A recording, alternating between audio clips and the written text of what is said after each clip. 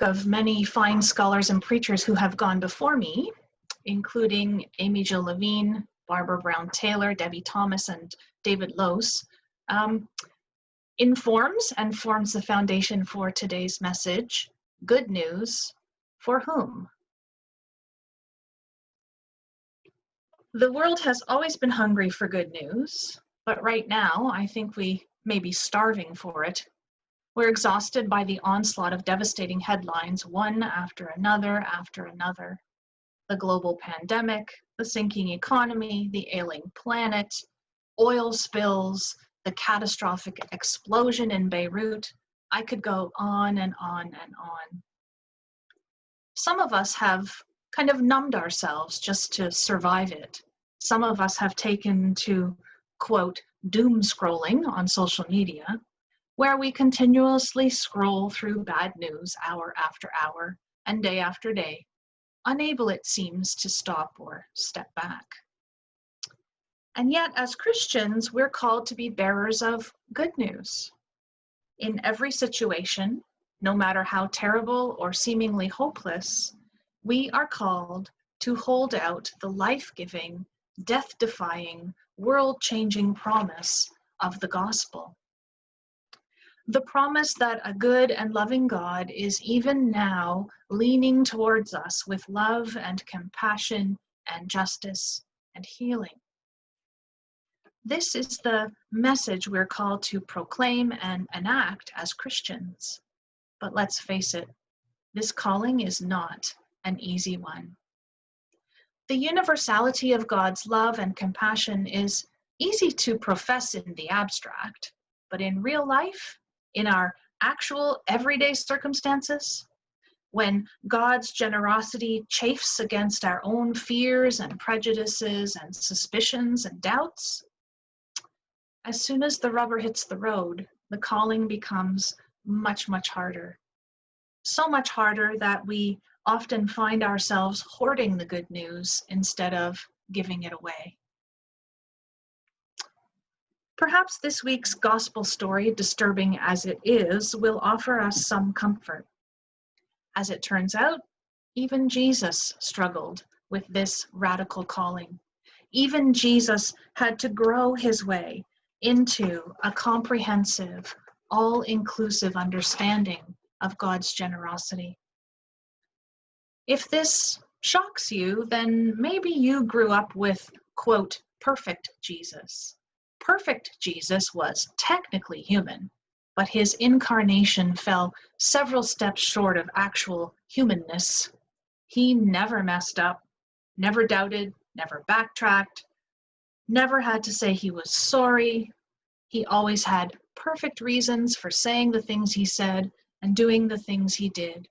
So if he happened, for example, to speak with harshness rather than compassion, if he behaved in ways that were ethnocentric and rude, if he called a hurting, pleading woman a dog, well, he had, quote, perfect reasons for doing so.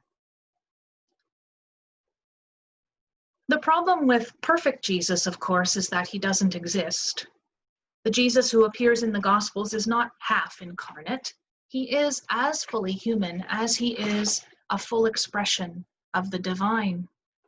So that means that he struggles and he snaps and he discovers, he grows, he falters, he learns, he fears, he overcomes. He's real and approachable and authentically one of us. The good news is not that we serve a shiny, inaccessible deity who floats 20 feet up above the ground.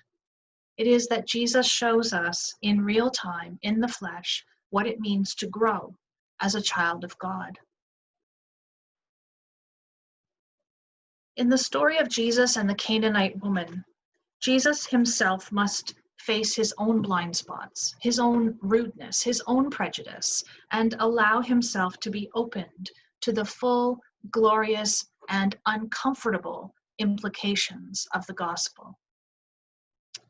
As Matthew describes the scene, Jesus and his disciples are far from home in the region of Tyre and Sidon. In other words, they are in Gentile country, foreign country, quote, other country. As Jesus and his friends go about their business, a Canaanite woman approaches them and starts shouting, "Have mercy on me, Lord, Son of David. My daughter is tormented by a demon." Anyone needing to uphold a perfect Jesus must perform some serious theological gymnastics to justify what happens next, because it's both baffling and heartbreaking. Jesus definitely hears the woman's cry, but he doesn't answer her at all. He ignores her. The woman, however, is tenacious. She loves her daughter, she needs help, and she is not afraid to make a scene. She keeps shouting until the disciples ask Jesus, "Please send her away. She's being such a nuisance." Finally, Jesus looks at her and explains, "I was sent only to the lost sheep of the house of Israel." Still, the woman is undeterred. She falls to her knees and says, "Rabbi, help me." Jesus doesn't help. Instead, he answers her with words that cut, no matter how hard we try to soften them. "It's not fair to take the children's food and throw it to the dogs." Are there ways around the awfulness of this moment? Maybe. Maybe Jesus was tired and wants a break from the relentless demands of ministry. Maybe he's fed up with people begging him for gifts and favors. Maybe he's simply describing the reality of his mission. The healing he offers is for the children of Israel first. Maybe his ethnic slur is just a test, a deliberate provocation to prove the woman's devotion. These are all possibilities, but I don't think they do justice to the power of this story. It seems to me that the Jesus we encounter in this moment is fully human, a product of his time and place, shaped, as we all are, by the conscious and unconscious biases, prejudices, and entitlements of his culture. Moreover, he is still working out the scope and meaning of the divine vocation that has been given him. He knows he's meant to share the good news, but he has not yet learned to ask if the good news is really and truly good news for everyone. He hasn't yet considered who it leaves out. Even Jesus must learn how radically good the good news is. So, this Canaanite woman, she schools him. Turning his slur right back at the man who insults her, she replies, "Yes, Lord, but even the dogs eat the crumbs that fall from their master's table." It's a brilliant response, not least because it cuts to the very heart of Jesus' boundary-breaking, taboo-busting, division-destroying ministry of table fellowship. After all, he's the Messiah who eats with tax collectors and prostitutes. He's the rabbi who breaks bread with sinners. His disciples are the ones who earn the Pharisees' contempt for eating with ritually unclean hands. The table is precisely where Jesus shows the world who God is. And so, the table is precisely where the outsider, the Gentile, the outcast, the quote, other, calls Jesus out. As if to say, "Lord, where's my good news? Where's my place at the table? When will your goodness be good enough for me and for my daughter?" When I imagine this scene in my mind, I hear at least a full moment of stunned silence in the wake of the Canaanite woman's words. I imagine the implications of her words ricocheting through Jesus' mind and heart. If you are who you say you are, how can you be content while anyone goes hungry in the vicinity of your table? Believe that there's enough good news to go around. Expand the circle, dissolve the boundaries, widen the table, preach your good news to me. So here's the best part of letting go of, quote, perfect Jesus and letting real Jesus win our hearts instead. Real Jesus accepts the instruction of the woman who challenges him. He allows her, the ethnic, religious, and gendered other, to school him in his own gospel, to deconstruct his bias and entitlement, to break the barrier of his prejudice and widen the circle of his compassion. The Jesus who never loses a verbal contest with anyone else in scriptures sits back in amazement and concedes the argument to an audacious female foreigner. Woman, great is your faith. Let it be done for you as you wish. And her daughter is healed instantly. Jesus changes. He allows a perspective different from his own, foreign to his own, to move him from an attitude of narrow-mindedness to an attitude of inclusion. He allows himself to be humbled, rearranged, and remade. The Canaanite woman's faith and persistence teach him that God's purpose for him is bigger than he imagined, that there is enough of him to go around.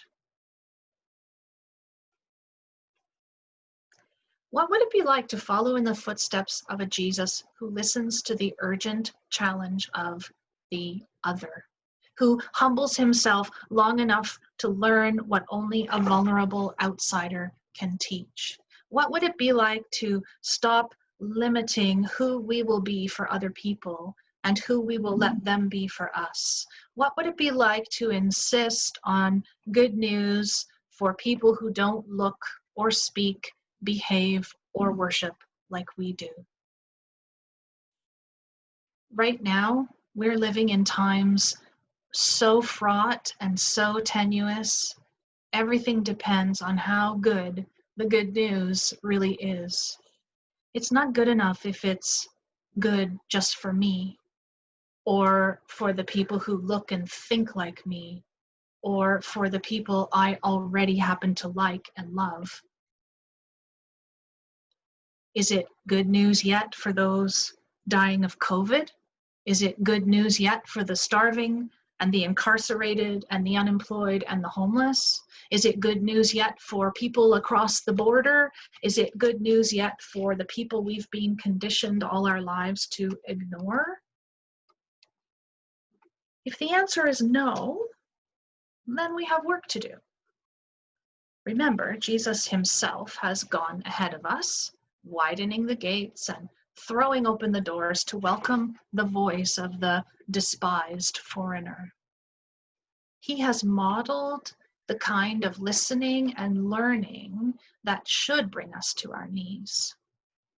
He has shown us that compassion can be cultivated. We can grow into greater and more inclusive love. He has left us with a bottom line we ignore at our peril, I think. If it's not good news for everyone, then it's not good enough yet. Praise and thanks be to God. Amen.